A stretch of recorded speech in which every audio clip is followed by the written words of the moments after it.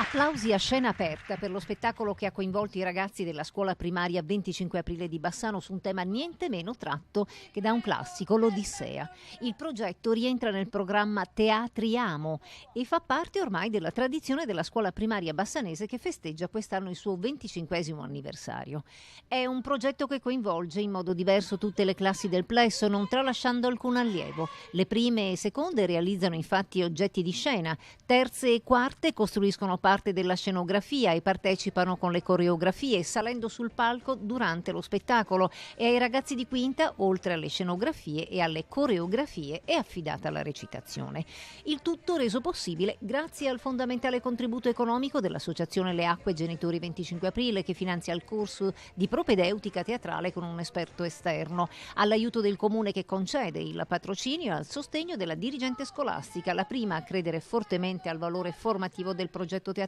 che va oltre la recitazione, dando ai giovani la possibilità di conoscere se stessi e scoprire le proprie potenzialità.